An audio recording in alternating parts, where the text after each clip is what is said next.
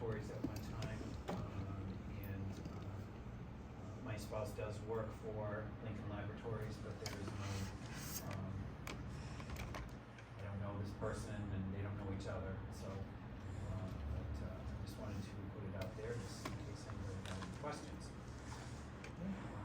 So our first finalist would be Nelson, and I'm gonna go get him now, if you guys are all set. Or Dave, actually, could you ask him to come in?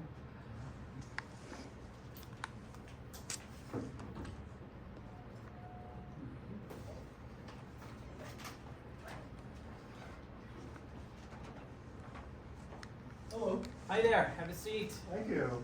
Welcome. So you are our first interview today. We have been submitted your name from the selection committee. We've looked over the paperwork that you submitted. We do have some standard questions that we've gone over, and we're looking at what questions that we wanted to ask you. But first, I want to give you an opportunity for you to just kind of let us know a little bit about yourself, what interests you in Townsend, and the town administrator position. Absolutely. First of all, thank you for taking the time to see me this afternoon. So my name's Nelson Moy. I'm currently the Assistant Director of Public Works for the town of Arlington.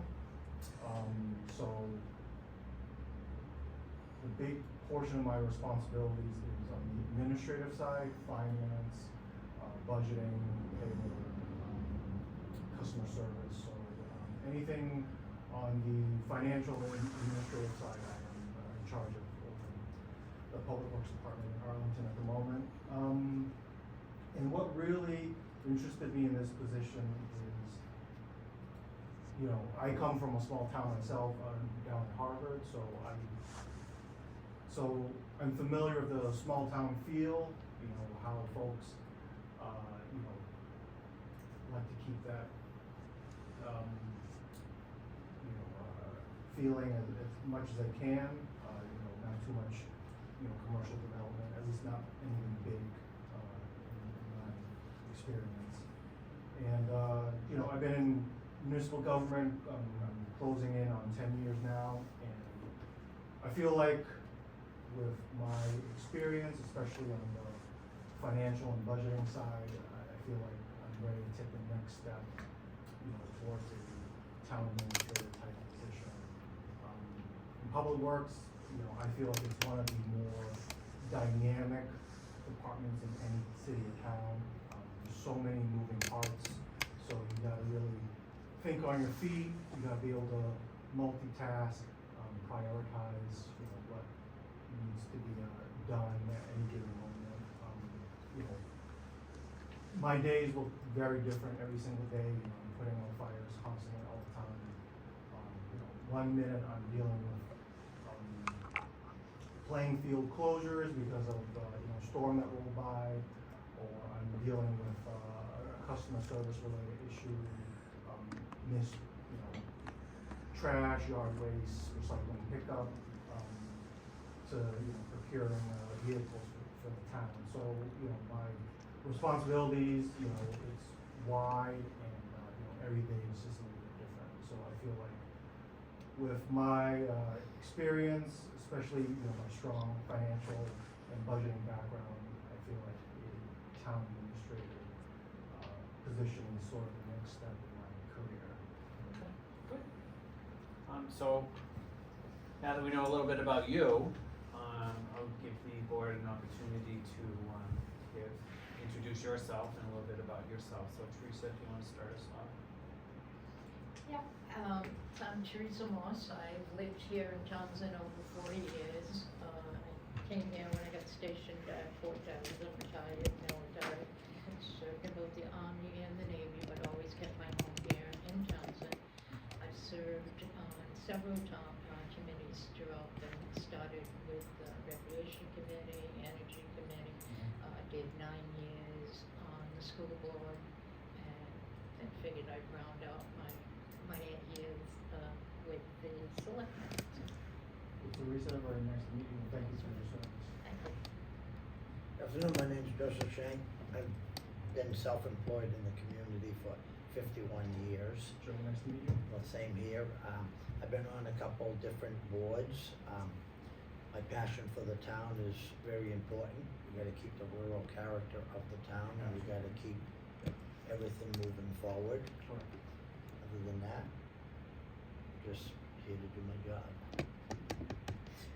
And my name's Chad Sexton Duranian. Chaz, nice to meet you. Nice to meet you.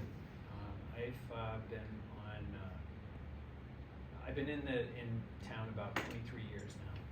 I've been on Townsend Housing Authority. I've been on the Affordable Housing Trust. I've done a lot of work for several different boards and committees. I've done a lot of grant writing for the town as well. I started off that way.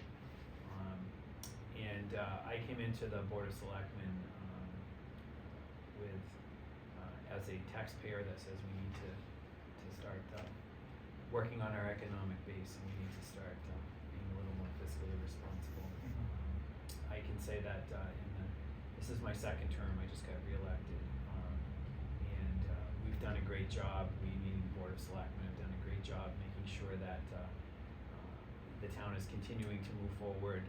We need to really come together as a village, because it takes more than just one or two people, and that's kind of been our focus. As the chair of the Board of Selectmen, I've gained a lot of input. The Board of Selectmen have turned in what our goals are for the year. We've done it for the past 2-3 years, and then consolidating them to be able to have some sort of vision on how we're going to move forward as a board. So having said that, Teresa, I'm going to let you start off. So I'm gonna start with, I know you have your degree, remember, Bentley, is it? Correct. In management, so I don't know, I also have my degree in healthcare administration, so I know when I went to school, every semester it was a different management style. Like, I'm old enough to remember the Peter principle. I'm not sure if I'm familiar with that one. So could you please share with me, describe your management style, what you picked up from your education, what you picked up, you found out that what you learned in school doesn't necessarily work, Right. and philosophies you operate from? So for me, my management style that I've sort of tweaked over the years is I like to believe that all my department heads and everyone I deal with are really good at what they do. They're subject matter experts. It's not for me to come in to either micromanage them or nitpick. If there's something I see that, I have a question on, or, I have concerns about, I'll certainly bring it up. But for the most part, I feel like everyone is good at what they do unless I see something otherwise. So it's not for me to micromanage them, on any level at all. I fully expect everyone to be good at what they do, and if there needs to be room for improvement, maybe we can have a conversation about it. But for the most part, I have the utmost confidence in, whoever might be in whatever position they're in, they're good at what they do, and, it's not for me to question that unless I actually see something that raises red flags. So when you do see that, when you have to discipline or you have to motivate, can you Yeah. give me an example of something how you would do that?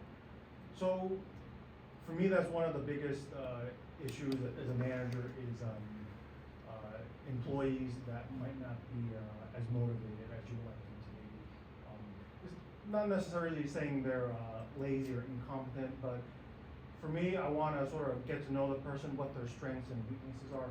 Maybe they are quote unquote unmotivated because what they're doing is either not very exciting, or we can apply their skills in a different area.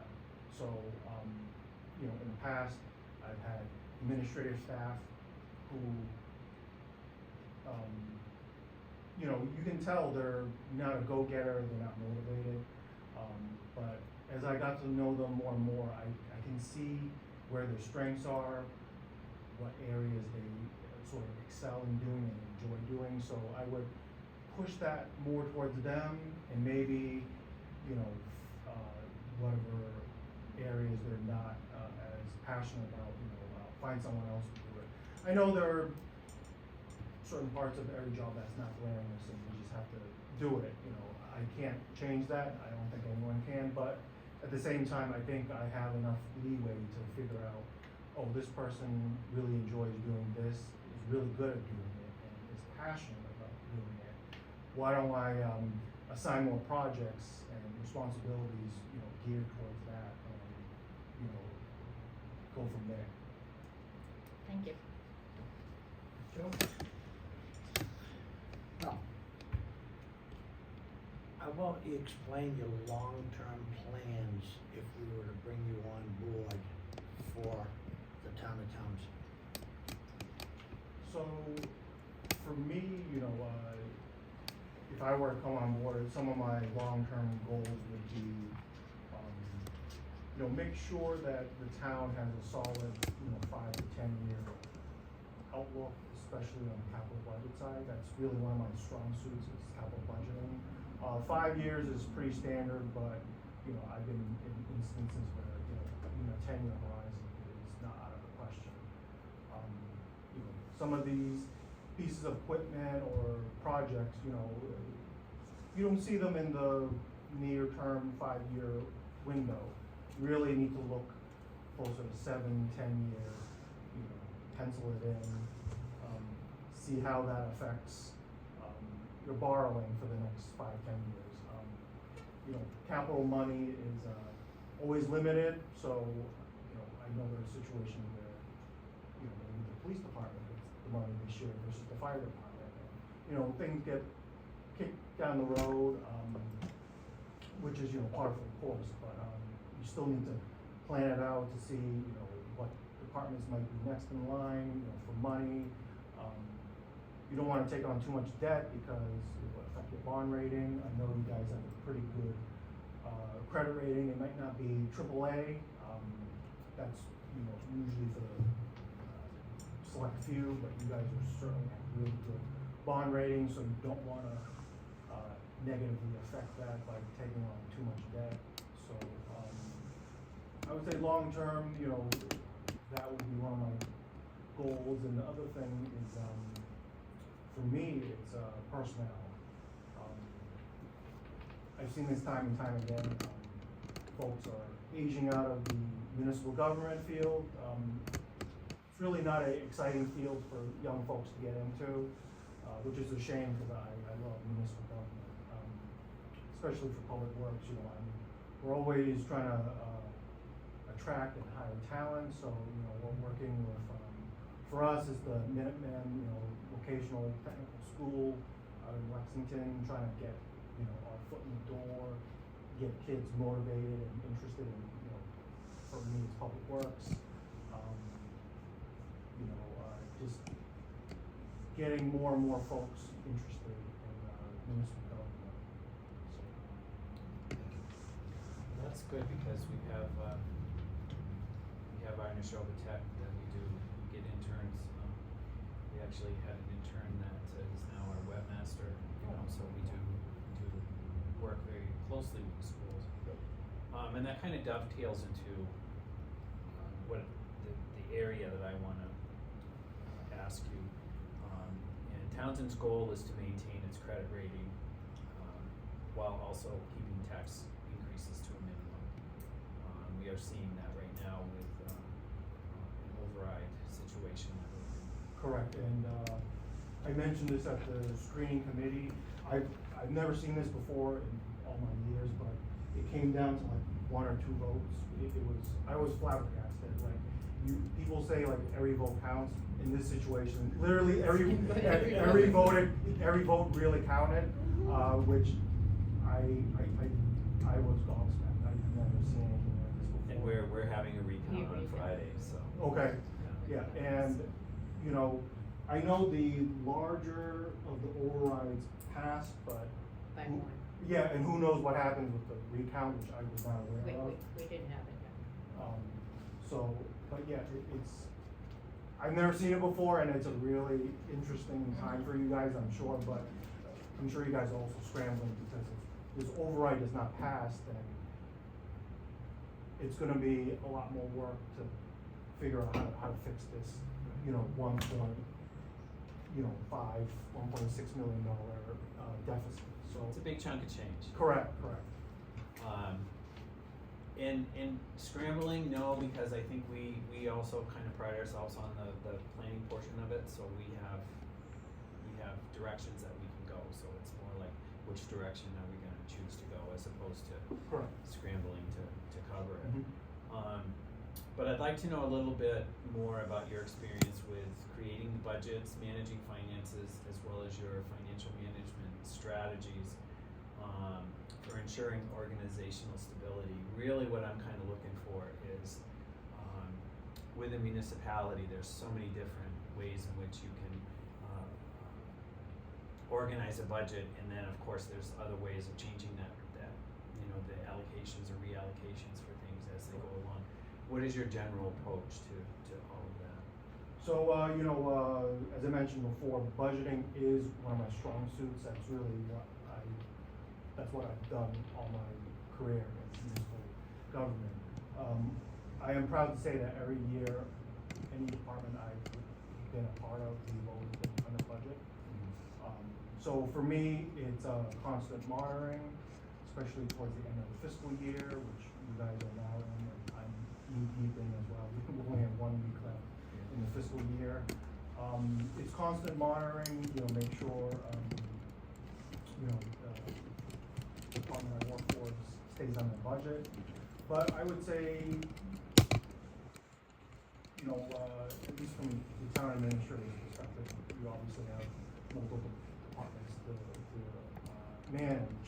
I think it's the same approach, you gotta be monitoring on a regular basis, and if, a certain department might be over budget for whatever reason, maybe a bunch of overtime or expenses that you weren't aware of, you're gonna have to make some judgment calls, maybe move some money around from a department that might be under budget, just to balance things out. I know at the end of the day, you're just 6 of one, half a dozen of the other, but departments have to do what they can to assist other departments when it comes time to manage the budget. Good. As you can imagine, as you saw with our vote in here, this position will present several new challenges and new situations. Can you give me an example of when you had to learn something new to solve a problem, and how you proceeded, what steps you took?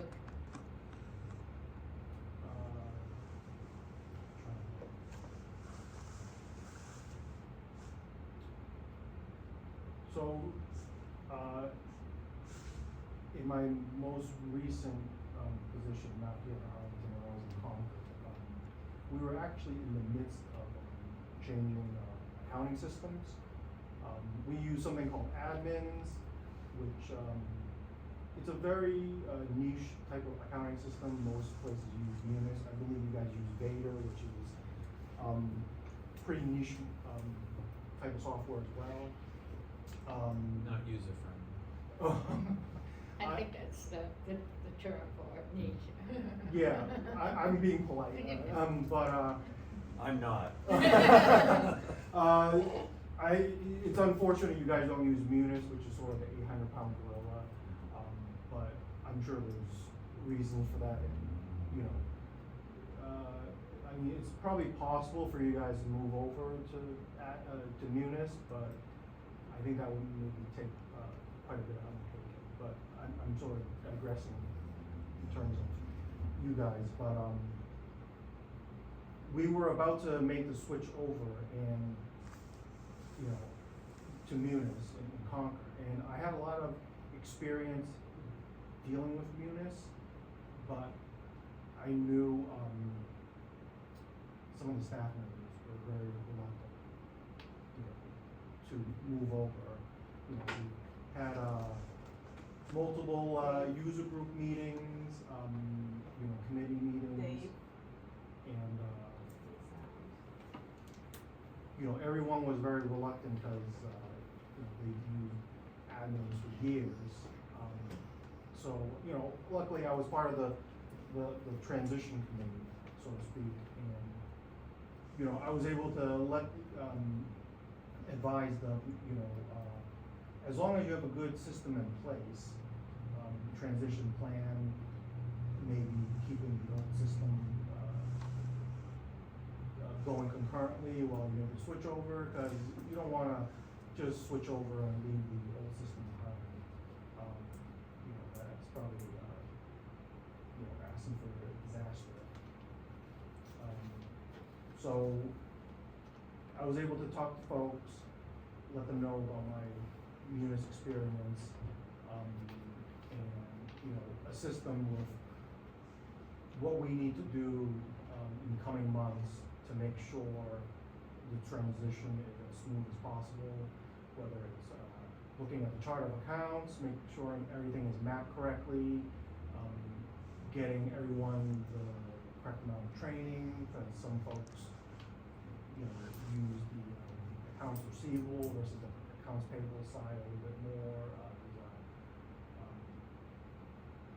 Timekeeping aspect to that as well, you know, payroll, so, you know, only certain folks really need to do that. So I was able to sort of steer everyone in the right direction with that transition. And I think overall it went very well. Thank you. Joe? Please provide us with an example of your biggest achievement in a moment of pride as a professional. Why was it important to you? Being in municipal government, I'm always interacting with the public. You know, I might not be the front-facing person of the department, but I certainly hear about issues and concerns that residents have, and at times they can be very their behavior is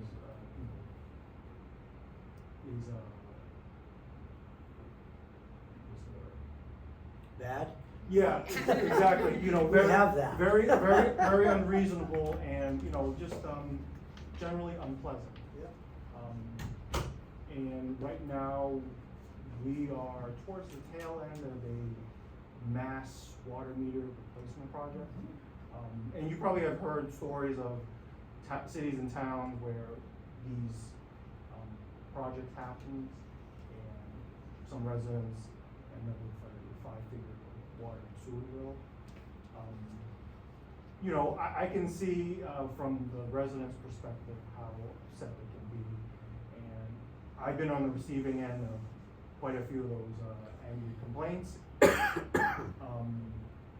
And this one particular example, this resident was just, you know, was relentless, you know, calling the town manager's office, threatening to call the news station, you know, but, you know, I mean, we've seen those, you know, news stations work on those stories, you know, here and there, but for the most part, most folks don't really have a, you know, an in with the news station, but nonetheless, they threaten to go to the news station, to go to the Boston Globe, you know, we are thieves, we're just trying to.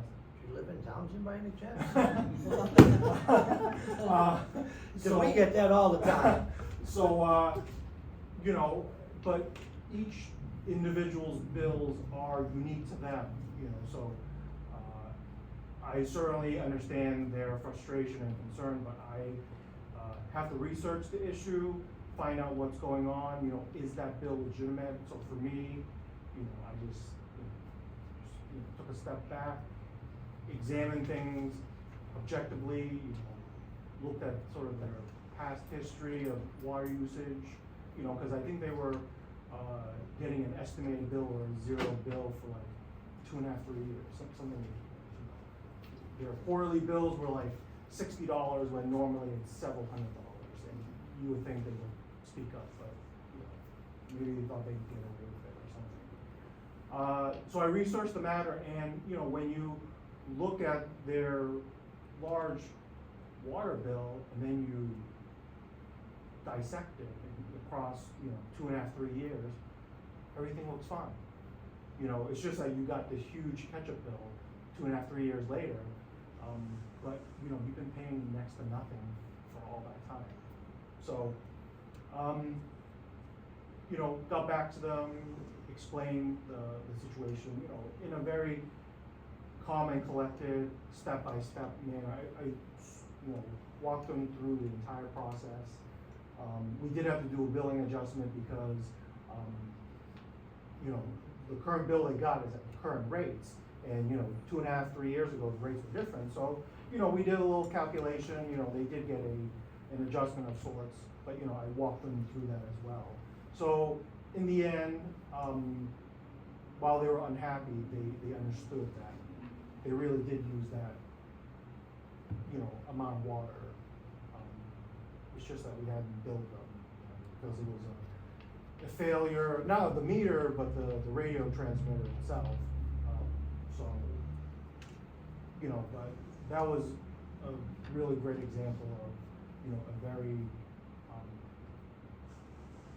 bad behaving resident, and how I talked them off the ledge and, you know, explained to them clearly, you know, what the situation was.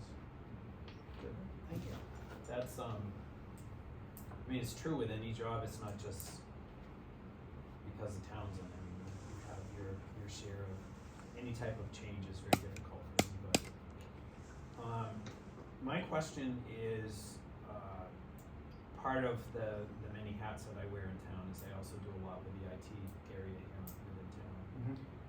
How comfortable are you with new technology, and, I guess, we're in a state of transition from going from the old system to the new system per se, and working on getting planning and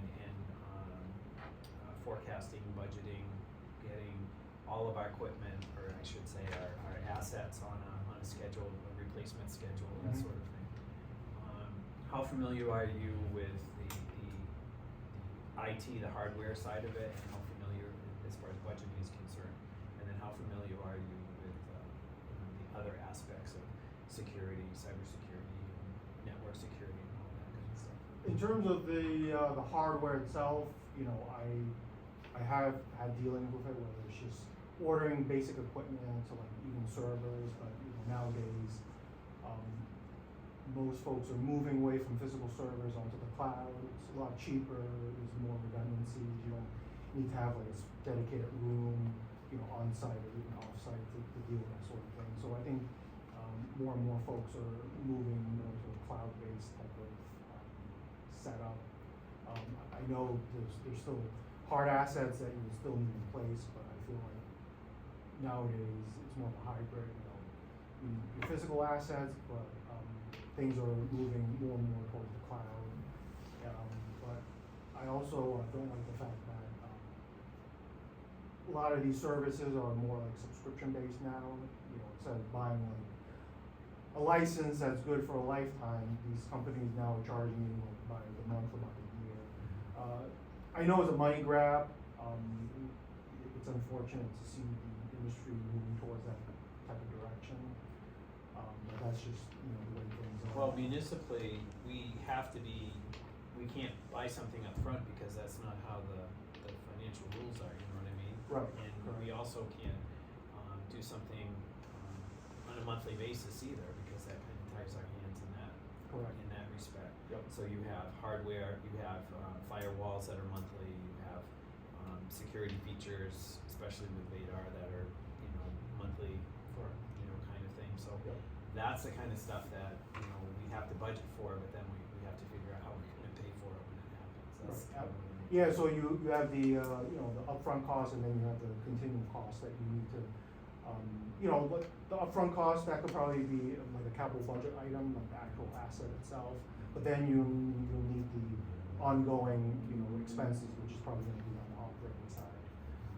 And then to your second part of your questions in terms of cybersecurity, you know, I myself am pretty savvy with it. I know a lot of folks, you know, every time they see an email, they just assume it's okay and they click on things. And actually, if you look in Arlington, we actually got taken by a pretty sophisticated foreign phishing scam network. They actually took us for close to $500,000. We have a multi-million-dollar high school project going on right now, and these folks, this international ring, if you want to call it, hacked into some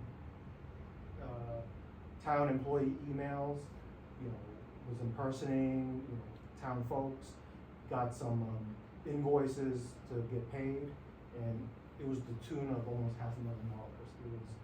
It was kind of shocking that happened, and I was actually surprised that we publicized it too. Not that there's anything to hide, but rarely do you sort of see a city or town openly admitting that they made a mistake. So cybersecurity is very important to me. I don't like. I'm always one to double check things. Call someone up. Hey, did you really send this? There was a recent example. Someone from the NWRA was looking for my director's contact information. Normally, you would think, it's just the contact information. What harm can come from it? But my spidey senses, was up, and I ended up calling the NWRA main number. Gone through the switchboard, looked for that person's name, and I actually got a hold of them just to double check that this was legitimate. And so I think that person appreciated me doing that, because it's just some random person asking for my director's contact information. Again, you would think that's innocuous, but I don't know what they're up to. So I took that extra 5 minutes just to double check things. And I can see how if you have a big project going on and these big dollar invoices are flying out the door all the time, you don't pay any mind to another one that you're paying. So, but I think that's what happened in Arlington. Exactly the most of. Yep. Are you familiar with the term unconscious bias? Yes, I am. Okay.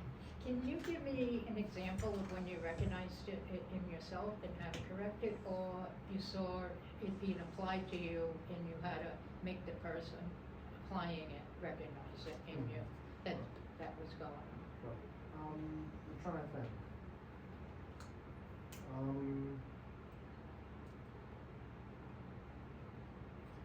I think, unconscious bias, we all sort of have that. If you look at me, I'm clearly, not the typical person you see around Townsend, it's my race, obviously. So I am a little bit more in tune, I guess, when I see or hear those things. But in terms of an example, I would say in public works, while I love working with everyone, there's some colorful personalities, to say the least. And, it's a very male-dominated department, and it always has been, and unfortunately, it may always be that way. Very few females, work in public works, except for maybe the admin side. So I've seen things here and there that, I wouldn't even call it unconscious. It's just bad behavior, I would say. Off-color remarks or jokes that might be good for a laugh, but it's probably, again, not a good thing to say. Again, it's a colorful remark that might have been said in jest, but it's just one of those things where I say, hey, that's not cool. So, but again, maybe being public works, past might have been okay, but I think it's a different world and environment now, so you really can't be saying those types of things. So, but it's a hard culture to break, and I'm not sure there's too much to be done about it, except for maybe bringing it up when you sort of hear or encounter something like that. Thank you. How do you prioritize tasks and manage deadlines when following directives received from the select board and completing them in a timely manner? So, you know, as I mentioned earlier in the interview, you know, my days are never exactly like, you know, I start my morning off with some tasks and goals I wanna complete. They're probably not like, you know, putting out a fire type of responsibility, but, you know, nonetheless, they need to be done. And then, you know, early in the day, things pop up, you know, fires need to be put out, things, demand your attention. You know, then you have to, so you then have to pivot very quickly. You know, was what I was working on earlier, you know, can it be put on the back burner? Can it wait? Is it probably equally important that I maybe need to enlist some help, for example? You know, I'm not afraid to sort of bring in other folks if need be. You know, I can't clone myself. I can only do a couple things at a time. You know, it gets multitasking. It gets to a point where you multitask to the point where you're just simply not effective at all.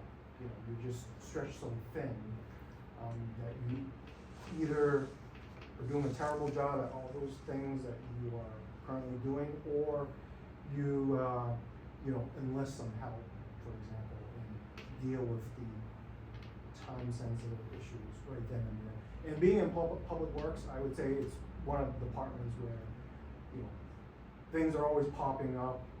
You know, just a couple weeks ago on a Friday, crazy storms that pass by, 15-20 minutes.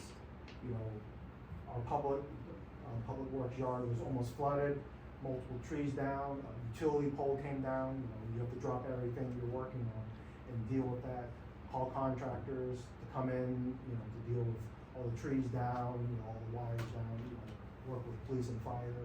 So, you know, I think being in public works has really given me the real world experience to deal with priority issues and, you know, what I can sort of put on the back burner and what needs to be dealt with right away.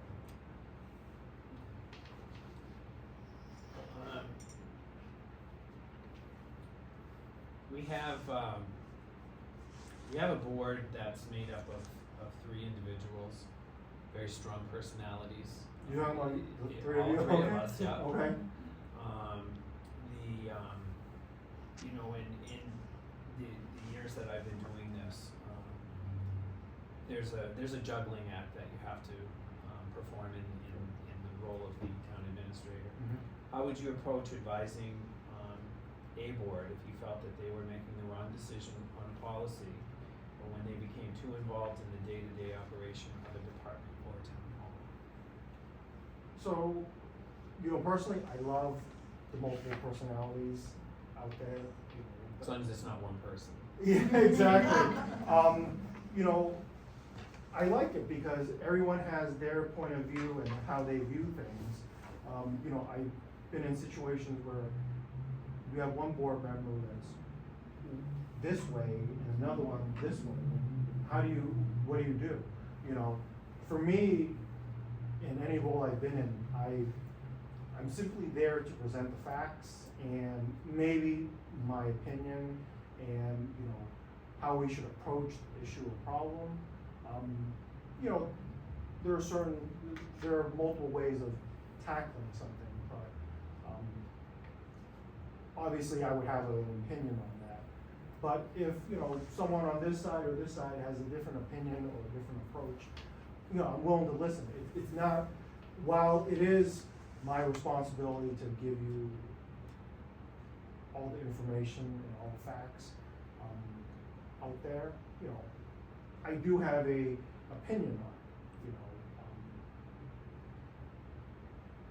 Maybe we should go in this direction versus another direction. But I'm absolutely willing to listen to, you know, any spectrum out there, you know, on any issue, and hopefully we can come to some consensus. You know, in Arlington, you know, just as an example, we have a 5-person select board, and we're going through an RFP for, you know, a new trash contract. We have one select board member who's very environmentally conscious, you know, is always, you know, recycling as much as they can, you know, barely puts out like a bag of trash. And then you have on the other side, you know, another board member who's not too crazy about the recycling thing, you know, is generating, you know, multiple barrels of trash a week. So, you know, their opinion on, being more green, being more environmentally friendly, you know, it's two opposing opinions. So how do you get those two folks like somewhere in the middle, you know? So that's been a challenge. I think at the end of the day, we all want what's best for the town, you know, how do we, you know, go about doing that, so. So, we have, we just have a few more minutes left, so what I thought, if you guys, do you wanna ask another question, or do we wanna ask, Nelson if he has any questions for us, or how do you wanna? Yeah, I just have one more Sure. I'd like to ask. Okay. Are you comfortable in what situation would you end up going out to, like your village, outside expertise, friends that you have in Arlington, friends in other community, to help you orient to this job? So, I'm certainly not a subject matter expert in, you know, everything out there. You know, I have my strengths in what I do, and I wouldn't say I have a particular weakness, but again, you know, there are certain areas where, you know, I might not be as strong. I'm not an engineer by any means, so maybe like roadway work, you know, that type of stuff, you know, I might not have the general expertise in. But in my comings and goings throughout the years, you know, I've developed, you know, some really strong friends, for example, you know, my previous job in Concord, the current water and sewer superintendent, you know, I told him about the position, you know, cause him and I used to work in Fitchburg. So him and I are still in contact with each other, you know, so I bounced some things off him, he bounced some things off me, you know, so I think I've developed a pretty good network over the years of folks I can lean on with any you know, questions I might have. My previous predecessor in Arlington, you know, she was the assistant director for many years, but before that, she was actually a town administrator, I think, for Wayland or something like that. So, you know, she has that experience too that I can, you know, potentially lean on as well. So I'm not afraid to, you know, dig into my Rolodex, so to speak, you know, the folks I've encountered over the years and sort of, you know, maybe get their take on things. Thank you. I guess my biggest concern would be, this is my second interview for town administrators. I'm a little gun shy to say we're gonna bring someone on. Your real personal long-term goal, you're from Harvard, not that far of a ride, but it's a commute. It's not bad, it's a reverse commute, you know, I have to say my commute to Arlington right now is closer to an hour each way. Okay. You know, I hit all the lights on Route 2, which is, you know, awful, to tell you the truth. And, you know, I appreciate your concern. For me, I'm here long term. My daughter's just finished up the 4th grade, so my wife and I are, you know, gonna be in Harvard for many more years to come. You know, I'm not gonna sit here and say I'm gonna be here for the next 20 years, but certainly at least the next, you know, 10 years, if not more. You know, I just turned 40, so I'm closing in on 10 years of municipal, you know, experience. I would like to finish out my career in the municipal field. You know, I still have many more years left, I feel, and you know, as I mentioned earlier in my interview, I feel like the town administrator is the next step for me in my career, Anthony.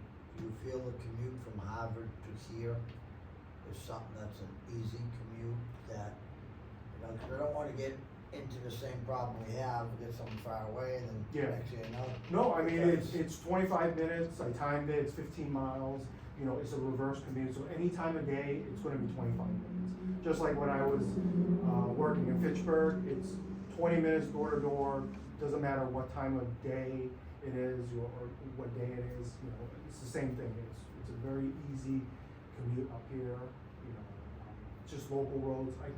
I suppose I could take Route 2 and then snake up something, but I'm just cutting through Air and then Shirley to get up here.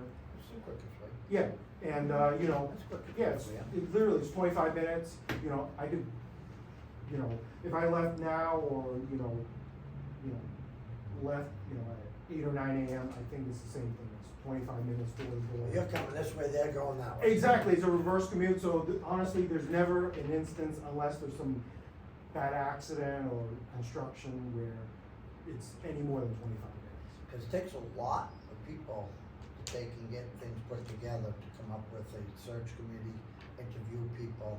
So my long term is I'm hoping whatever decision the board makes, it's a long-term candidate that's gonna be here for 5 or 10 years. Absolutely. Because me personally, I don't wanna keep seeing every 2 years changing up. Absolutely, no. It's a lot of work for the candidate and the town. Right, yeah, and exactly, and so I can see why you'd be gun shy, but again, you know, I am committed to being in this area for the long term. Thank you. I know that I was impressed with a lot of things that I saw in your resume.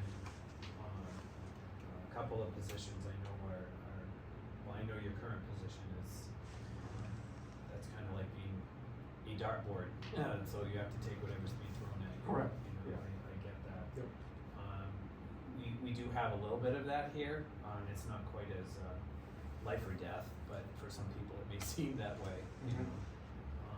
But, that's the kind of individual that we would be looking for, somebody that's able to, be personable with not only the residents, but with the staff as well. Have a firm understanding of, procurement was very important to me. I Yep. see that you have, and you are still currently doing that. Our budget, 26 million, Yep. it's pretty big. Yeah, You know, it it's is. not a small town. Correct. We also have, our challenges involved with not having enough revenue coming in with, where we're at, so we do utilize a lot of, grants. Yeah. And, I will say that we have a fantastic grant writer right now that's really pulling in, a lot of money for Mhm. us. $2.8 million. That's pretty good, that's pretty good. And we wanna be able to do that. So having said that, you know, I just wanted to throw all the cards on the table, to say that's what we're looking for. We're looking for somebody that's gonna be able to manage, a lot of different things at the same time. Mhm. I know I personally am looking forward to having somebody here 40 hours a week, to take care of all the things that needs to be taken care of. I will say this, and I'm tooting everybody's horn that's sitting at this table, this particular board is very active in what we are doing for the town. We all care about the town. Mhm. And I think that, I'll speak for, a lot of our boards and committees, they're very committed to the town, they're very committed to what the townspeople say. And moving us in a direction where we are, you know, Townsend's a great place to live. I'm very glad that I personally chose to live here, but I'm a Western Mass boy anyway, so any town after 495. I like this area, you know, for me, I actually grew up in Boston. I spent the first 26 years of my life in Boston, went to Boston Public Schools, you know, all my life, so, you know, I'm a big city guy, but, you know, I've been moving further and further out, you know, my wife and I, our first home was in Framingham, which is now a city and 70,000 people.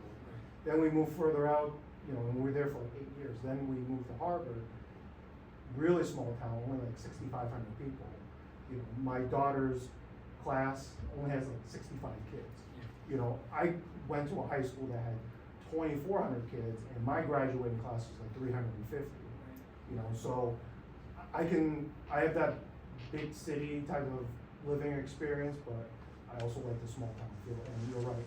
Anything west of 495 is a whole different feel, you know, luckily, but at the same time, we're so close to like Leominster and Fitchburg, which are big cities and towns.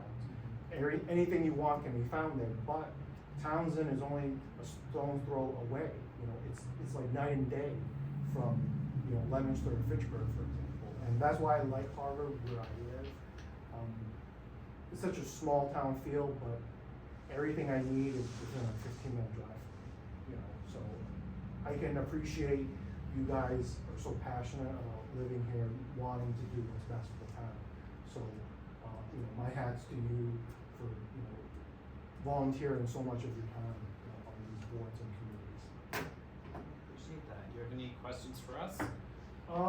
You know, I bumped into, I guess, the interim town administrator, Ross, and for some reason I thought, Eric was still somehow involved, cause I saw him on cause I've been sort of looking at the, select board, videos on YouTube, and, you know, so it sounds like you do have a transition in place with Ross, you know. Yeah, we had Eric left last week, but the week before, was it? Okay. Right. So we were, you know, working with, I wanna make sure that we're being as diplomatic as we can, so we formed the search committee. Search committee, had a pool of individuals that they'd canvassed and talked with, and then they supplied 2 candidates to us. Mhm. And again, you're the first one that we're talking to. We're talking to another gentleman afterwards. And then we'll have a conversation on what direction that we wanna go. Mhm. Any other questions? No, I think I'm all set. Okay. Anything from No, good. either of you? Pleasure. Okay. So at this point, we'll. Thank you for your time. Thanks for driving up. Jazz, nice to meet you. Nice to meet you. Yeah, nice to meet you. Thanks for coming in, Of course. and we will have Sabrina be getting back in touch with you, okay? Okay, sounds good. All right, thank you, Thank sir. you, guys. Have a nice weekend. Okay.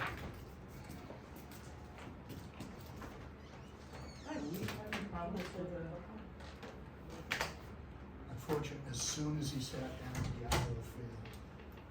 So the only recording we have is off of my laptop, I have no idea, it literally just, the owl stopped working.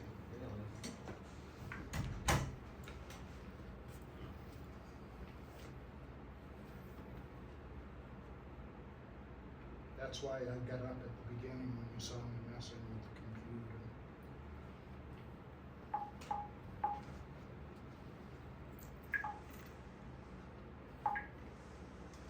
That's working. Yeah, that's the off one.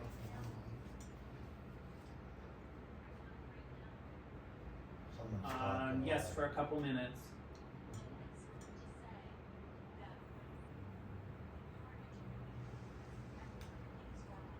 Yes, we know that, we're working on that right now. Thank you.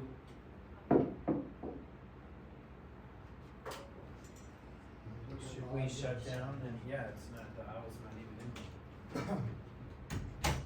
So, Should we shut that down and reload it? I think we're gonna have.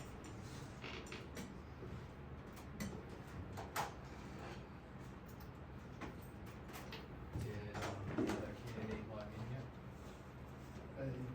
Not that I've seen.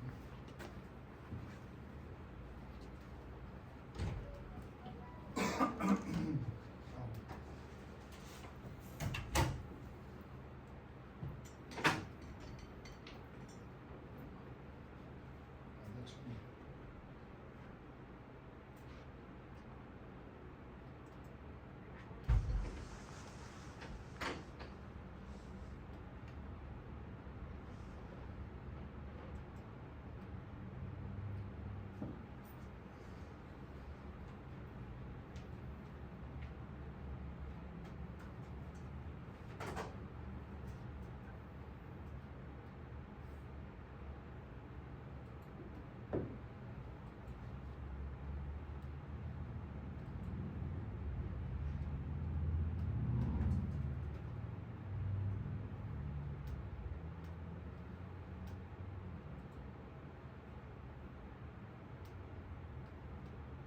See, the laptop doesn't even think the owl's plugged in.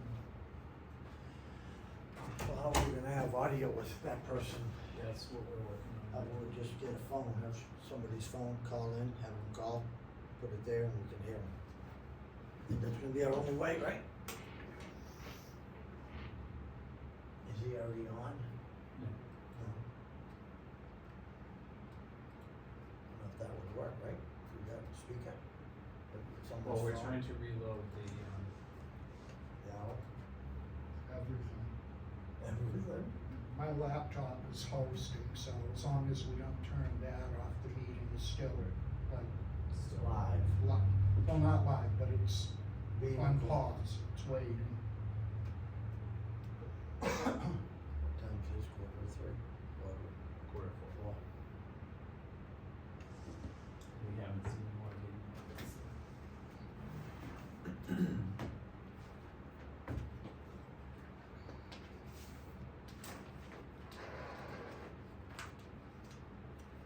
I just hope the owl didn't just give up the ghost and it's not working. Oh, it's blinking. Yeah.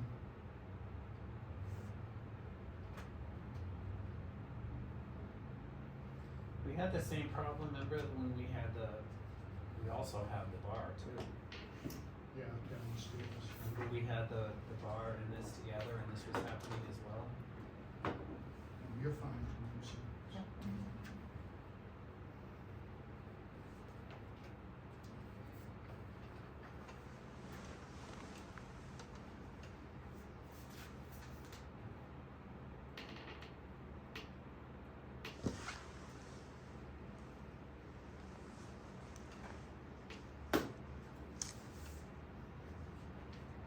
We do these webinars and state meetings and it never happens, it always works crystal clear and if we do Yeah. something like this, it's when it does.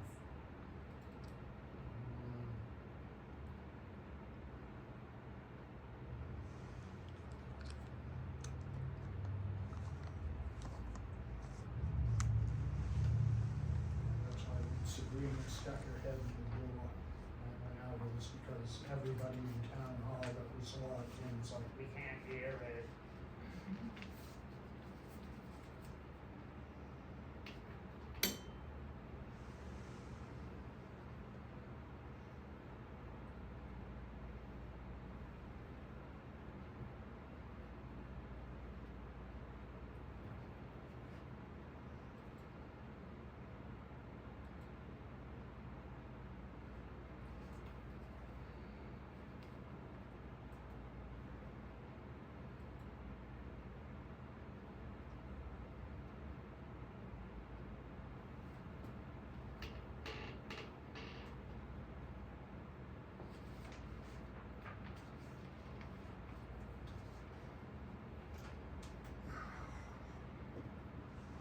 Fingers crossed. Yeah.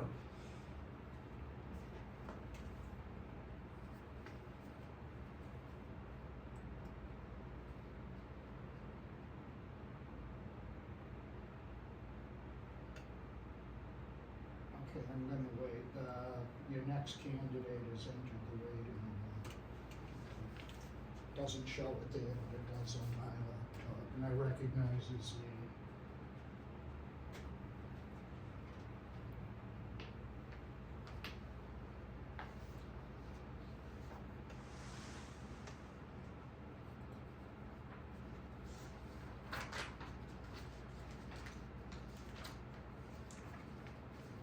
Okay, there, we got the owl back.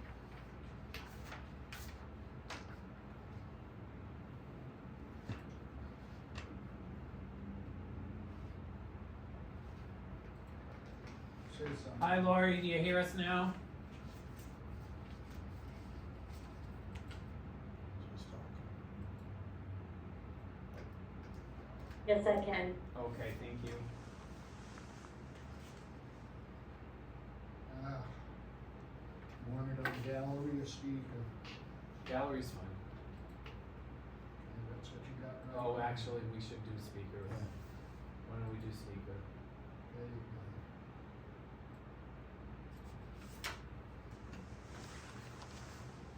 And we're still recording? No, You paused it? the connection is there, the meeting is open, but the recording was shut off. When I restart the recording, you're okay. Right, but when you put the recording back on, I'll say that we be back from our brief Joe. recess. Say something, sit where you are, but say something. Hello? Keep talking. What's happening? Can you hear me? Okay. Here we go. It's back up and running. So that was the owl. For some reason, the owl just shut down. Okay. I'm gonna move this back in the center in case it does it again.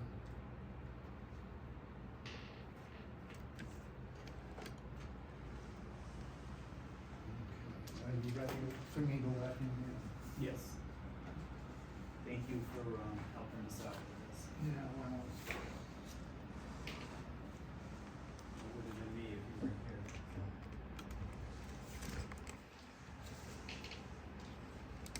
I'm thinking of moving to Jamaica permanently.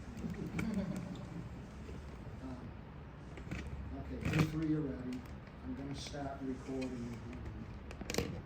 And then I'm gonna let him into the room. Recording in progress. Here he comes.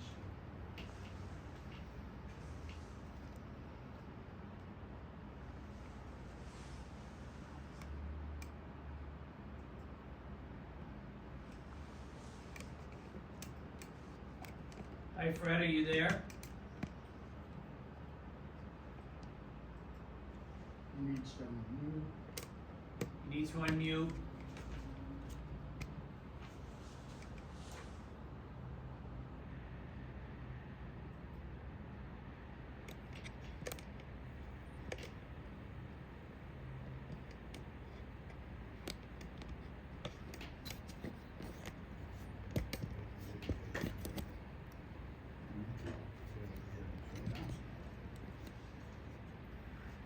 Are you there, Fred?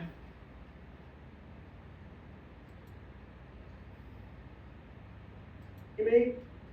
Hello? Well, can you hear me? Oh, we can hear you now. You can hear me now? Yep. See me okay? Video? Got you all three? Yeah, everything's fine. He's not coming in on video. Maybe we should. Wait, that's it, We'll you have to do gallery then. Yeah, give us 1 minute. Yep, no problem.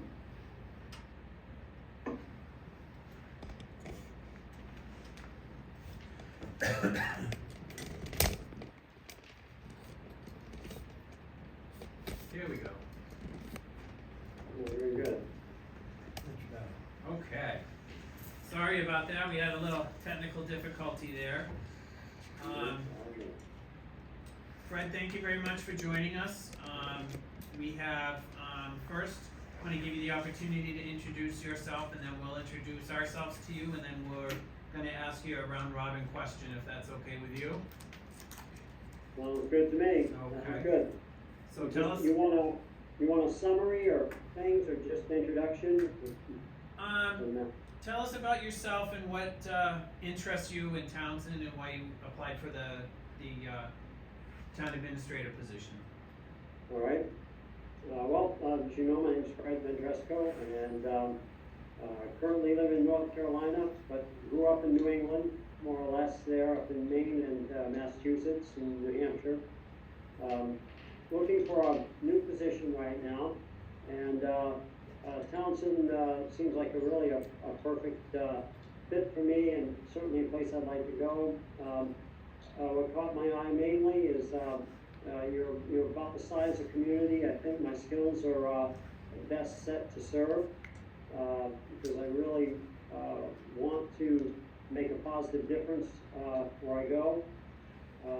And the reason is, as I say, the size is good. You have all the standard departments and functions, and mostly residential, I know, but you have a decent business community and things like that. And looking for a good full-service community with pretty much functioning on all cylinders, and seemed like you were, and I know right where you're at, I've been through the town a few times, and I lived in New Hampshire there. And, just looked like, again, a ideal community for what I'm, looking for. And again, the big thing is I think my skills are well suited for a community about that size and makeup. And, it can make, as I say, really serve you very, very well. Teresa? Hi, I'm Teresa Moss. I'm on the final term of my 3-year term as selectman. I lived in Townsend for over 45 years now. I served on several committees, energy, conservation, recreation, served on the school board for 9 years. So this seemed like a logical next step, and that's how I ended up here. Good to meet you. Sounds like 45 years, a good time, long time there, huh? Joe? Hi Fred, my name's Mr. Shank, Joe Shank. I've just been in the community, self-employed for 51 years. I've brought my family up here. I've been involved in a couple of the boards. We're on the DPW committee that we never really finished, but my heart and soul's in the town of Townsend to make sure that whatever we do what's right for the community. Good to meet you. And my name is Chas Sexton Duranian. I'm the chair. We've emailed back and forth in the beginning when you were sending in your resume. I've been in town for about, 23 years. I've served on several boards. I was very interested in the Housing Authority. I'm the state rep still for the Housing Authority. I too am very vested. I can say my colleagues are very vested in the town, what the history of town and how we are to move forward and to be in a better economic position for all that's here. So I'm gonna ask Teresa, go ahead and start with your first question and we'll go from there. If you have any questions at any time, Fred, just pipe right in, okay? Okay, good, thank you. Hi Fred, how would you describe your management style and basically the philosophies you operate from? If you want to, also include how you motivate or discipline employees when you need to. Well, I consider my management style, leadership style to be a collaborative, team-focused person. And I know that some of these sayings are cliches in a way now. Everyone says they're a collaborative or team-oriented person, but I've pretty much been that way from day one in my 20 years of management. And by that, to get a little more deeper, what I'd like to do there is I really do like to instill the feeling amongst the staff and myself that we're there all working together as a team, and want them to invite them to be involved in coming up with ideas and decision-making process where appropriate, and that. You always have an open door policy and very easy to access. I'll make myself very available. I believe also in leading by example. I put my best foot forward every day, and so that the staff sees that I'm working right along with them. A hands-on person, not a micromanager though, but keep my hand on the wheel. And but again, the standard as opposed to a strict top-down person and pretty much just gives the orders and expects people to push you have to do that in some cases. But I do like to run a flat, very collaborative organization. Now I will say that in my years of managing, I've learned that leadership and management is a spectrum. And you do kind of have to adjust yourself depending on the culture of the organization, unless you're trying to, of course, make some major change or something. For example, I've been in some organizations that really need a little more of a top-down type approach. For a request of the employees even, they wanted to be pretty much told what to do more often than, when coming up with things and being collaborative. And, I'm fine with that. I'm there to be the manager, but my standard default is to be a, collaborative person and, wants to work with the staff as a team. Thank you. Joe? I didn't mention anything about disciplining there, or whether we're going with that or not, or that sort of thing, but, just briefly on that, if you want me to go into it, I can more, as you know, when it comes to that, number one important thing is to follow your policies, and to be fair with both the employees and protect the town, and, I always start off with, a blank slate in mind, and, don't go in with pre-assumptions or assumptions, and take it from ground one and really dig in, investigate what the issue is and come to the solution. Thank you. Fred, please describe your long-term plans if you're appointed to be the town administrator in Townsend. Long-term plans? Yep. You mean sort of in work thing, or? Well, as a state? kinda in your plans for your long term, you plan to go, move, stay Gotcha. around. Gotcha. Yeah, no, definitely, as you probably noticed, the last few years, I've been in communities that have just turned over quite quickly. That's been there, we check them all, you'll see that their average tenure is 2 to 3 years, but I wanna settle down a bit, and longer than that anyway, but I'm open. I mean, I know these positions can be like that, but, my ideal would be to, settle down for a good solid tenure and, stay around, plant roots for there. Right, thank you.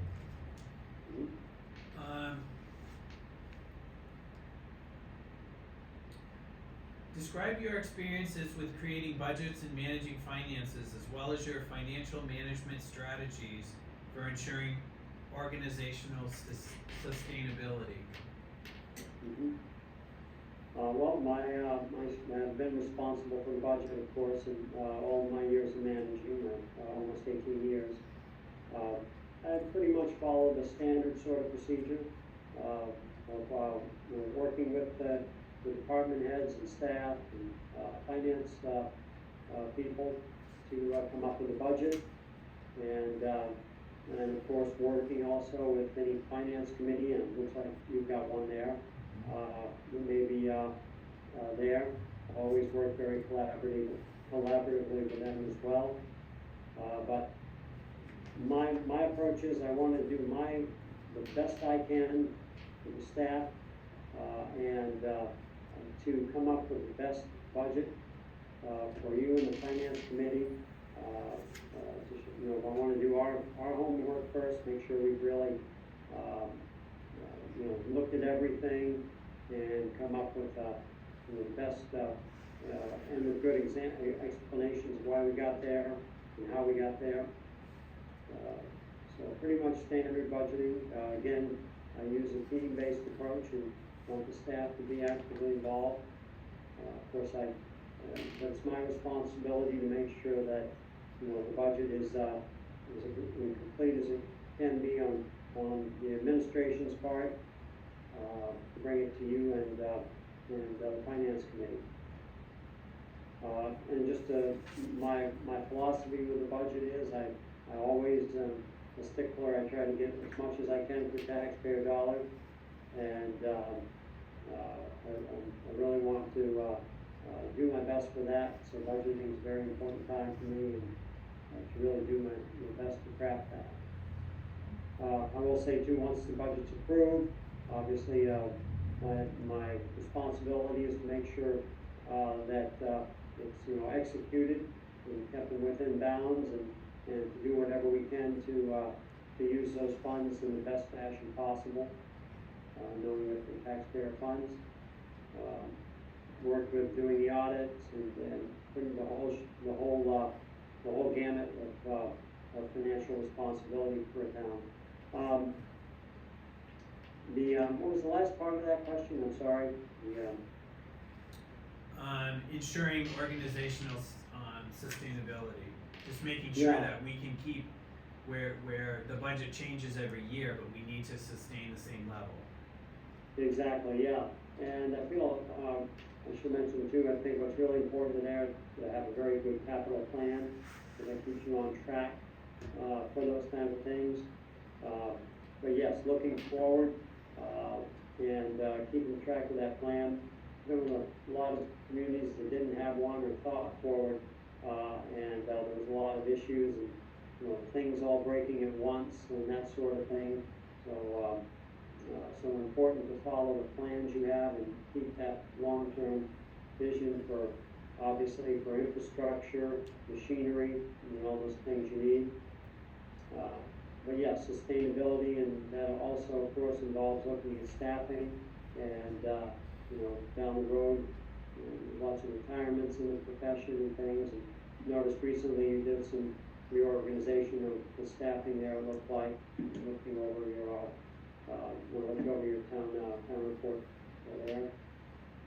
So looking in all those areas, you know, trying to make sure that, and bringing it to you, not only at budget time, but obviously that goes on throughout the year, and keeping you up to date as well as to, what may be coming up and what I'm planning to do, or looking forward to, keeping an eye for, whether it be staffing, machinery, you know, maybe, property or infrastructure, or whatever, there needs to be for the community. Teresa? Obviously, this position will present itself with new challenges, new situations. Can you give me an example when you faced a new challenge, how you faced it, how you problem solved it, how you educated yourself to handle the issue? Let's see, new one.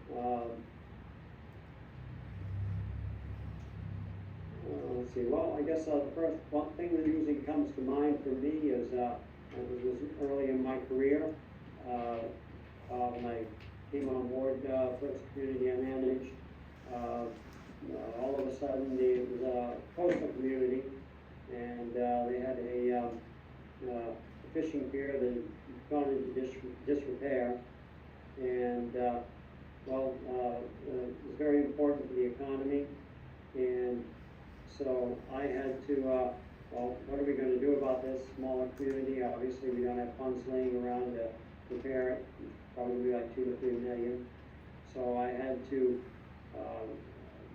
get out the cry to our state reps and, granting agencies and, leverage grants and also get the community on board, letting everyone know about the issue.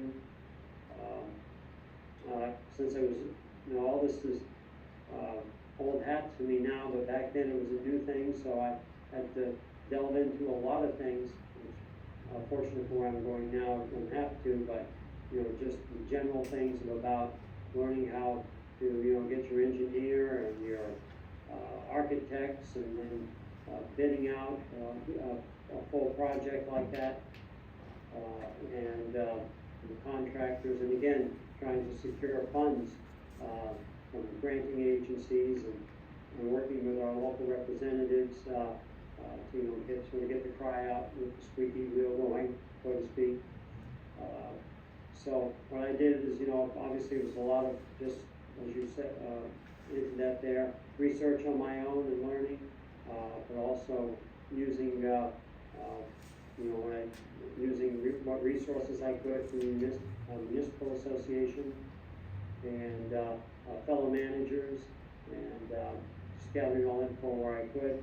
And of course, working with my own town staff, we had a good crew there that were experienced, so, pulling together all of us to, mainly it fell on me though to coordinate that, of course, and, but again, so that's the way I kind of handle all things where something new, I love to read and explore new areas anyway, but I'll be doing my research, and also I'm not ashamed to reach out to my management friend network and municipal association and those sort of resources to do what is best for the town. Thank you.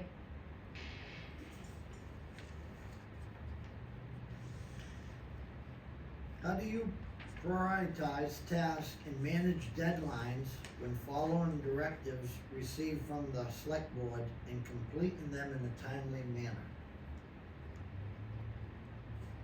Well, I think that obviously the key I've learned to that, and that is one thing I've honed throughout my career, is always, whatever works for you, kind of get to your own there. I use a lot of different methods to do that. Obviously, when you've got a lot of things, which we normally do in this profession, you got to be good at multitasking and be able to jump from one thing to another. You got to have a lot of things on the fire at once, not just one. But I approach that by a lot of different means, whether it's just to get real specific, whether it's separate notebooks and or a board on the wall, or of course electronically now as well. You employ a lot of different methods for that. But obviously, if I've got a lot of them, I'm gonna, obviously, what you all give me first, and prioritize those things that need to be done. The things that maybe can wait a little longer, put a timeline together, I usually do that. Start me up, usually the first thing I do is a lot of things that come at once, so I put them in a little chart or something, and put, the total drop dead date on it. And go from that round. So I've been using that method a bit. And I'm the type of person that, I'm a workaholic too, so my work unfortunately goes home with me too. And so I'm always thinking about things and keeping them in my mind. And but again, as for the logistics of how I do that, as the things come in, whether it be from you or obviously from just things that are imposed on us, from whether it be the state or needs of the community, to make sure I keep them all in my mind. I'm one of those people too that I'm not going to probably have a clean desk. There's going to be a lot of different things around to remind me. It'll be neat, but that's another way I keep important things in my mind. I will kind of have little piles around my desk to remind me as well.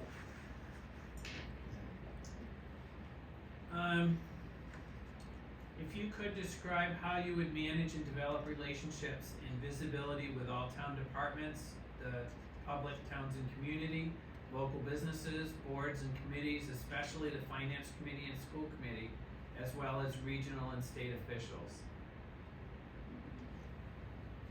Well, as with staff and yourself and others, I always, first of all, I want to proactively get out and get to know everyone on, our committees. Not necessarily wait around for them to come and find me. I found that it's most important for the new manager when you get there to proactively, seek out and invite people in. For the finance, all these important committees you mentioned, as well as the business community and all of the stakeholders in the community, to get out and get to know them, let them know I'm there, and my door is open for them, and want to work together with them. Of course, inside organizations like the finance committee or what have you, I know that they're all, they do their thing, but they're volunteers as well, and they need staff support, so I make sure that I'm there for that, to make sure that what resources I can help with to support them in their function.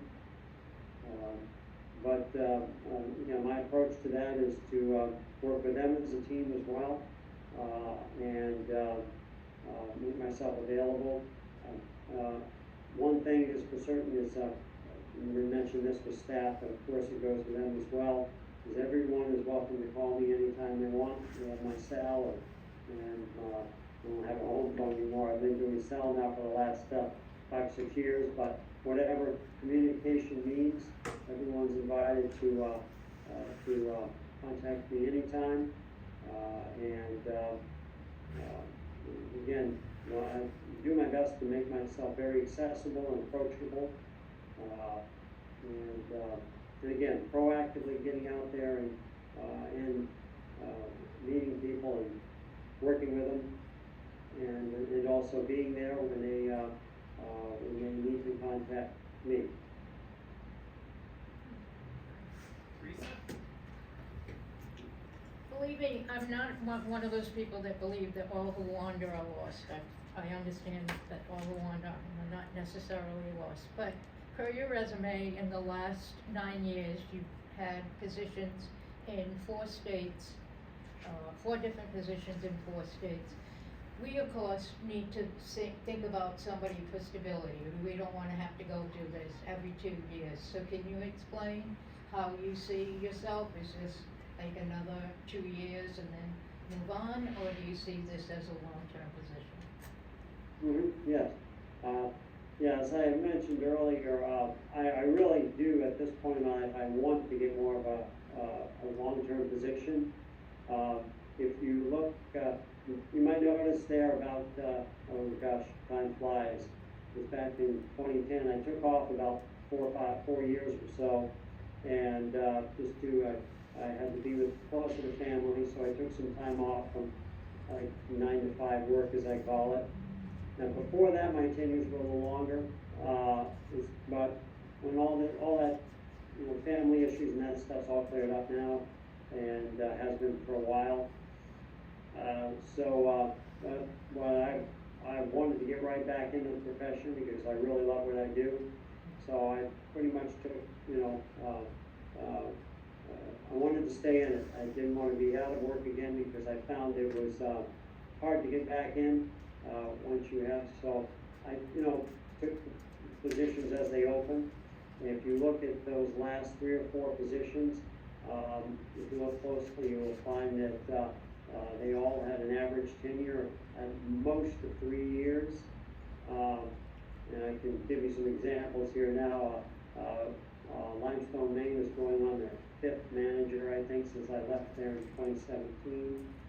Samasfield, my town in Massachusetts, I think I am still the longest tenured person there that they had. So that's kind of a new position for them. And pretty much the same case in Missouri, although they did have a longer tenured one, but there was a little political thing there when I was there. They kind of, after I got there, been there a while, they wanted a local in there, so that was another thing. But all these places I've left have not been like firings or anything. It's been a good warning ahead of time. They just said, you know, that, you know, one of the ones that I had a contract with, that, you know, that they may be changing or moving forward. It actually stayed longer than my contracts in a lot of places for a win-win situation for us both. But yeah, just trying to give you an idea why I moved around there. It was pretty much those last 3 or 4 places. It was just the nature of the community. Thank you. A couple I definitely would have liked to have stayed longer in. And I'm looking for that now.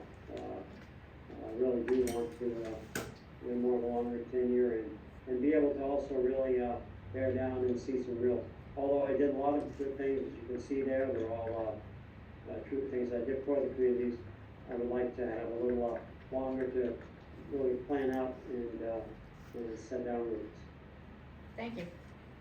Mm-hmm. All right, can you please provide us with an example of your biggest achievement and moment of pride as a professional? And why was it important to you? Well, I'm going to switch to another one, but briefly I'll say that the project I mentioned of the pier and up there in Mulbridge was probably my most that I would normally give for this, because, we did get that project done, and, I felt it was, I really thought it was most important is because I really could see the immediate impact of it. It was something that, if the pier had gone away or not been usable, that the economy really would have felt it, at least back then. And, so that's important to me always. I want to, as I say, do my best to make a positive, impact on the town. But now that you know a little about that, I'll go to another challenge real quick that, what I thought was real good. In another town I managed, another thing about these communities I've been in that have had short tenures is, they've had the habit of having a manager for 6 or 7 months, or for a year, 2 years, then they go 6 or 7 months without a manager. In one place I came into, they hadn't had one for a year, so a lot of things had gotten behind. The audits were 3 years in arrears. And it wasn't because of the staff, it's just, without the person there at the top that watches over those things, things just didn't get done totally. So when I got there, it was not only catching up with things, working with staff and everything, but it was also like I had to redo the culture in a way, because people were, pretty much every department, everything was just managing and working on their own. And the board that hired me wanted obviously to get back to, more standard, where there was, at least one person at the top, even if you were working collaboratively as a team. So it was kind of, sort of recreating the culture as well. And there was a lot of other things that needed to be updated, cyber issues and things like that.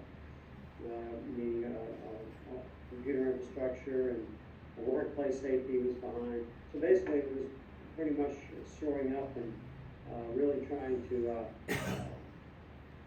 put the organization back together, the parts that needed to be. And felt that after I left there, that we really got on there, and I want to say, the staff was great. We just needed someone to maybe sort of corral everyone and get them together, and that's one thing that comes to mind. It was we felt good about that, of course, because obviously it got the town back home, putting in a lot of areas. Hey, thank you.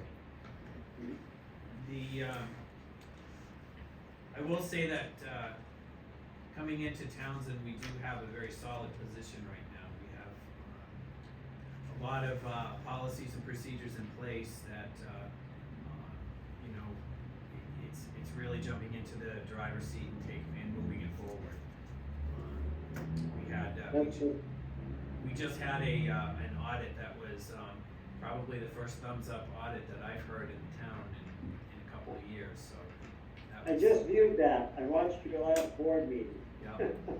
I caught some of that, and looked like you were doing well, but you kept mentioning these things, and of course you said, well, we're already working on that. Yeah.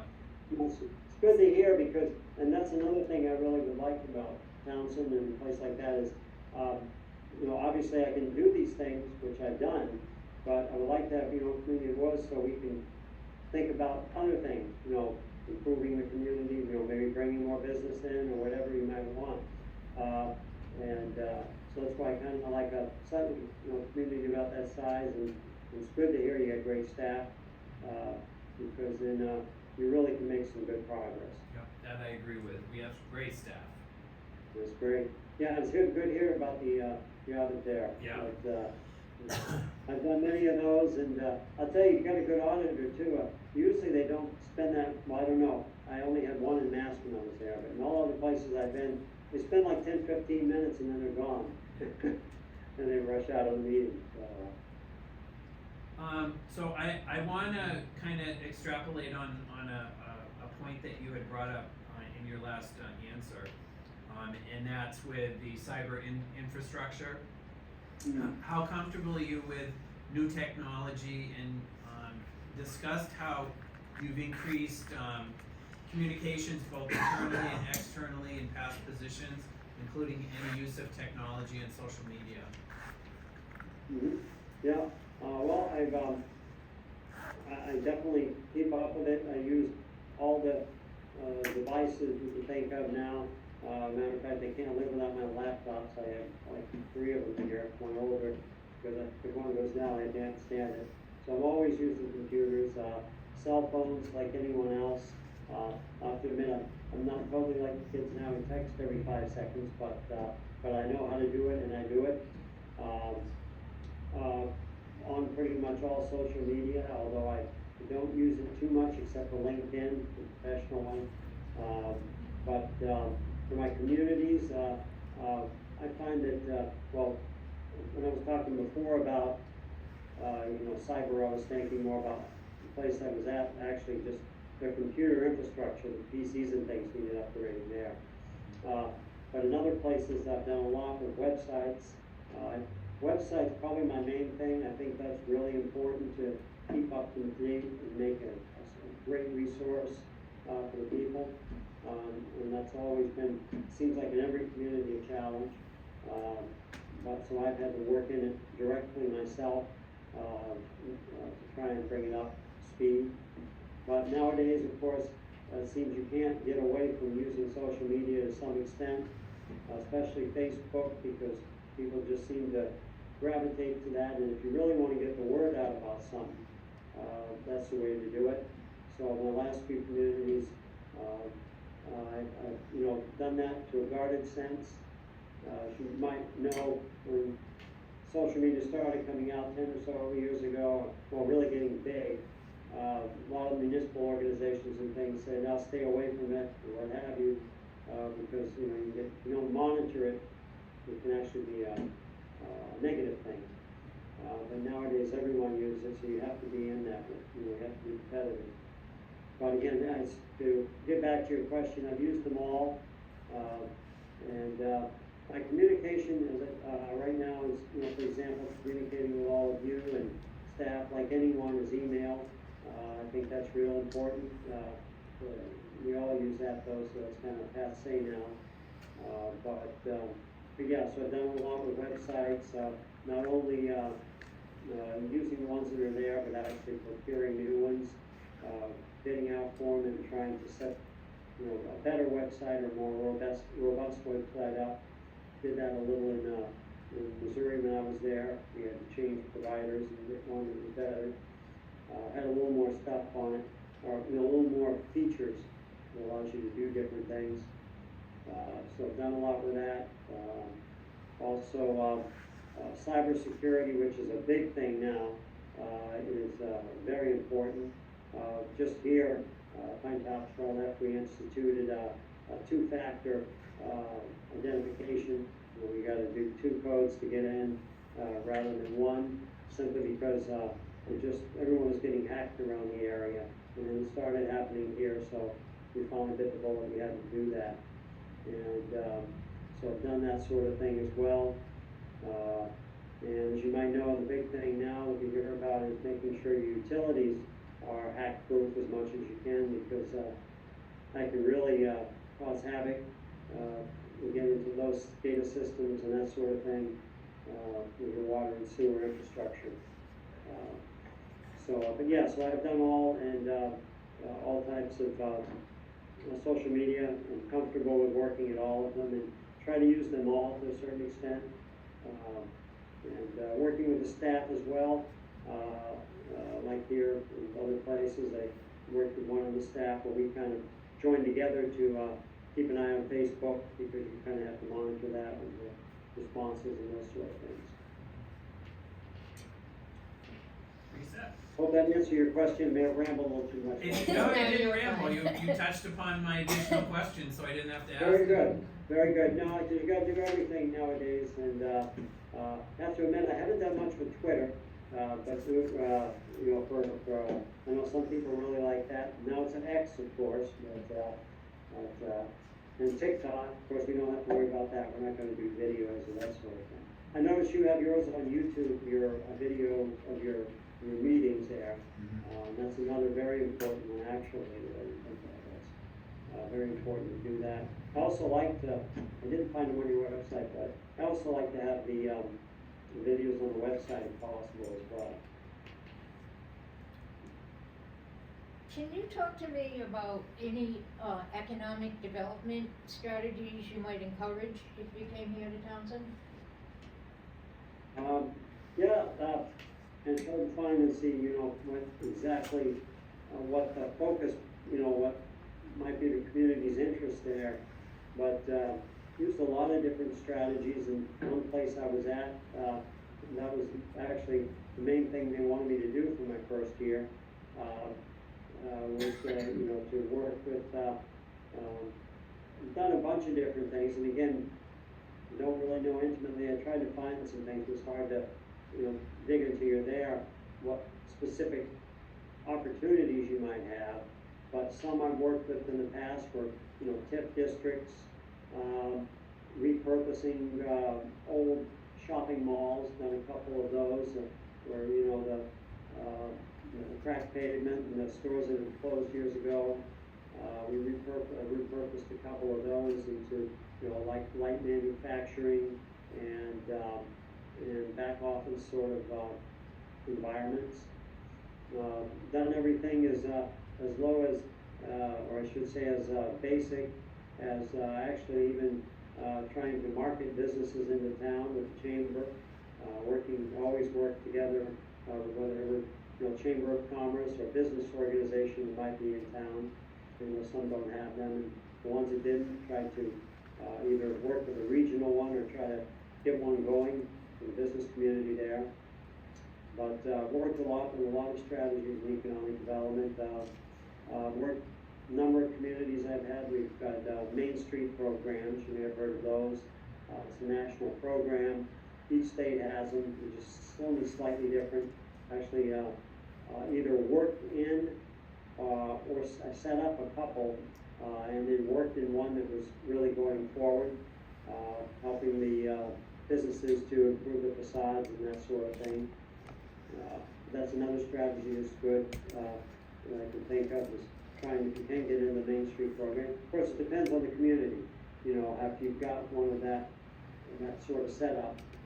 Others, it may be more, maybe more sparsed out. When I was in Ware, that was a tough one because there were pieces of the town that had development and others didn't, and most of it was residential. It really depends on the makeup of the community, and from what I can see, there's probably a lot of things might be. I don't know if you have a business park. I couldn't find that out or anything like that. But whatever you have already in place, I would like to, try to see where it's at and maybe move forward with it. And the big thing I'd be doing is collecting, ideas of what you all might have there knowing the community better than I do. But I've worked in a lot of different things. Actually, my first job, it's not on my resume, was as economic development person for about 9 months in a town right outside of Augusta, in Maine. Thank you.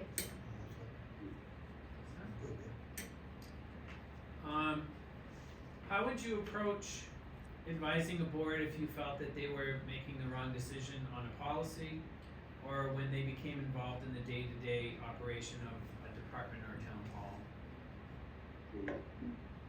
Well, the first one is the easiest one. Whenever, obviously, when, whatever we're doing, I'll do my best to make sure you're provided with all the information you need to make that important policy decision. It'll come with a recommendation if you so want it. I usually offer that. And, what I try to do with that is I have to usually convince myself before I bring a recommendation to you. And so by doing that, I look at the facts and the figures, whether it be a, cost-benefit analysis or, what's going to work best for the community. So I'll have convinced myself. So the way I really went forward to approach the board with that, if they had an issue that I really thought that, maybe we had a different feeling on and they're going to go the other way, is I would just do my best to show them how you all, show you all how I came to that conclusion. because I really am a skeptic myself, and I really have to commit with myself, so I'll show you the data that, or whatever it might be that brought me to that conclusion, and really show you why I think it's really important to maybe go this way instead of that. You also try to have compromises or alternative plan B, so to speak, so that maybe if there would be a little compromise there some way that maybe there's a way to maybe do it a little more the way you want, but also hold it back to what I think is best. But again, use facts and figures, and now I will say too though that if it comes down to you just don't agree with the way I might want to go, that I will move in that direction wholeheartedly, and with the staff and what have you, and that will be my agenda then to wholeheartedly and enthusiastically carry it out in the best way possible. As for the second one, about if feel a board member is getting a little too involved in the day-to-day activities, and that's more of a difficult one. Had a little challenge with that here, because I was left actually. Well, it depends too on. I always like to talk with the board and see how, because I've been in obviously worked for a lot of different boards. Some naturally like to get more involved in others, and of course this is more in the situation there where you're a town administrator, where it really is defined by you more or less how things go in that respect. So I like to have a good understanding as to usually it's the chair that or anyone that will have more of a direct involvement.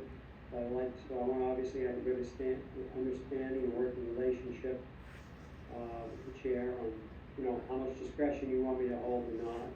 If you don't tell me, I'm going to take the general notion that the administration day to day is mine to run, and keeping you informed, of course, is very important, because you need to know. I know that you will get stopped in the streets or supermarket or what have you. So whatever's going on, I try to keep you up to date as well.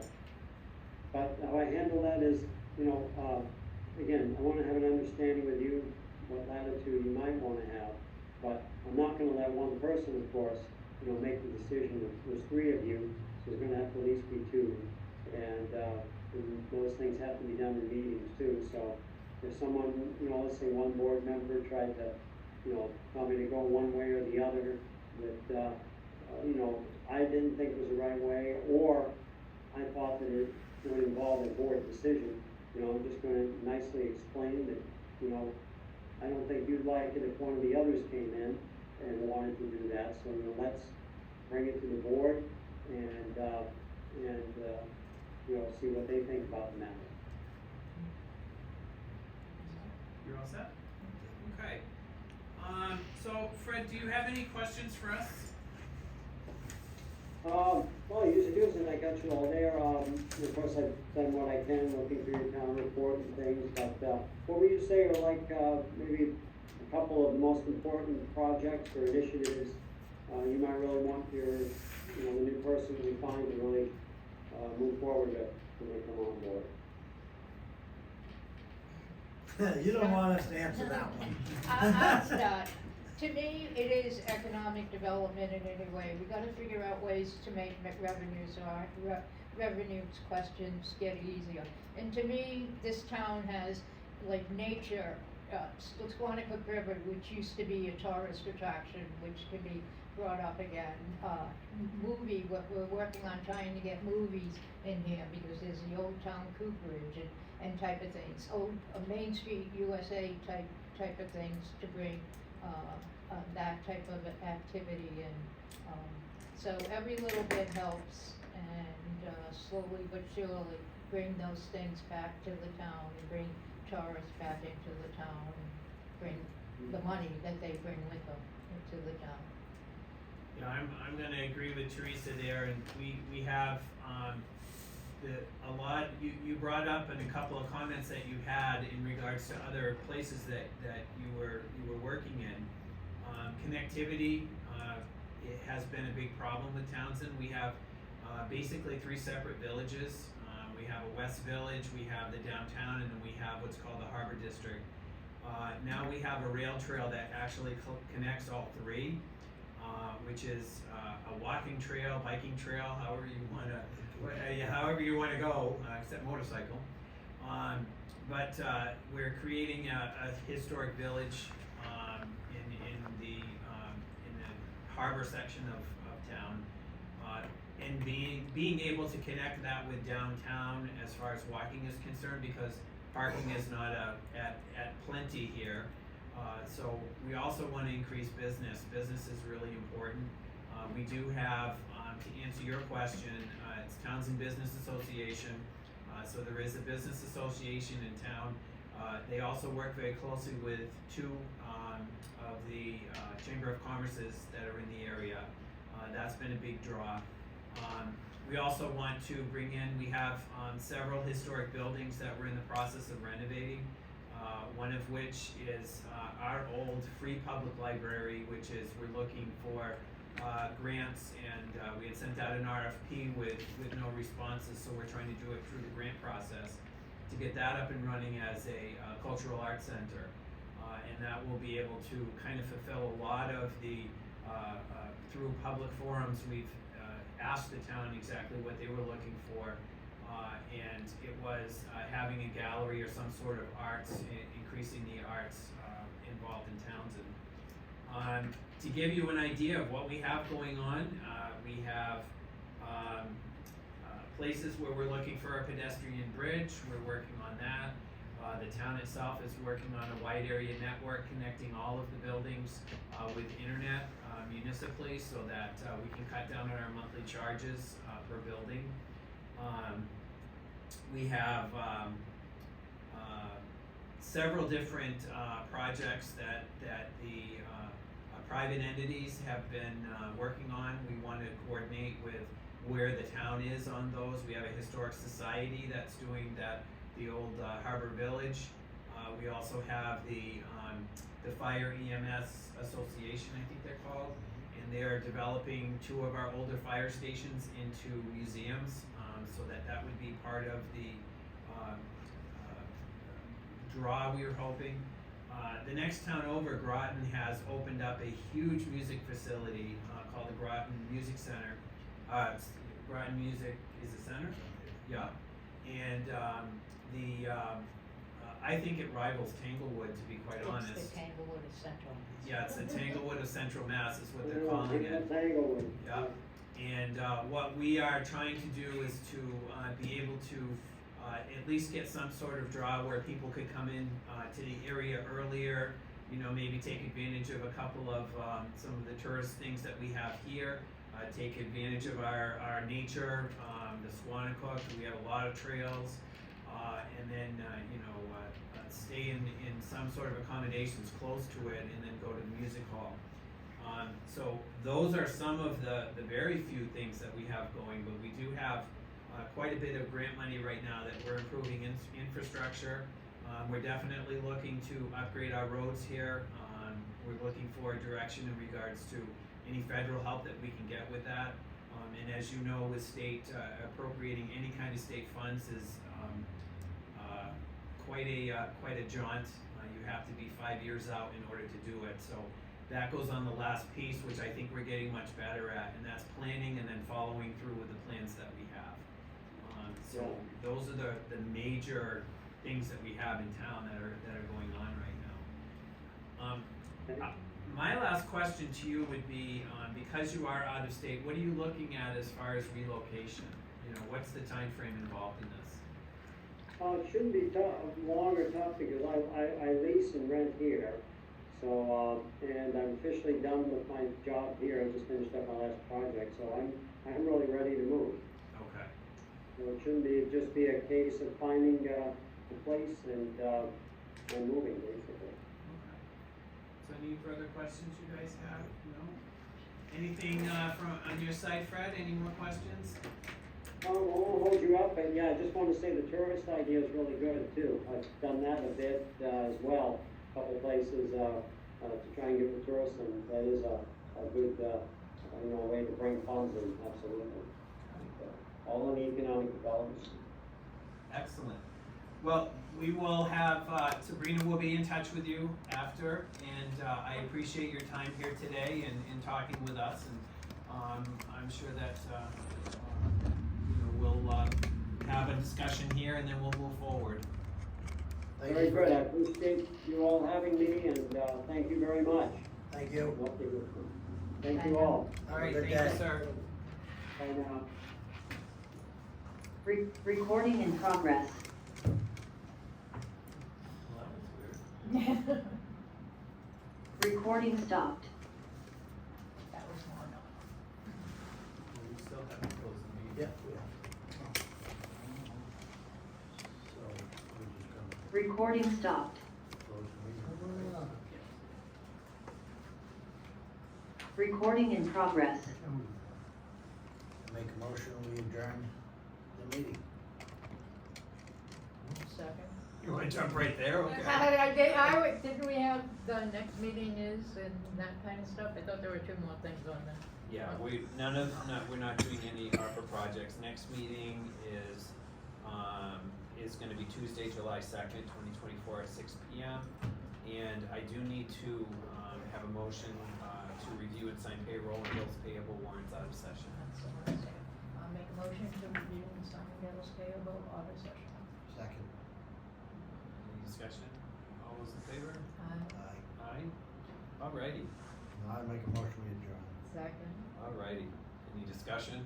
All those in favor? Aye. Thank you. Recording stopped. You gotta work, see you guys. Okay. Where's the payroll? Rita have it? I'm not sure if she had anything today. Okay. This would be for Thursday if she did. Okay. So I wanted to grab that before we ended.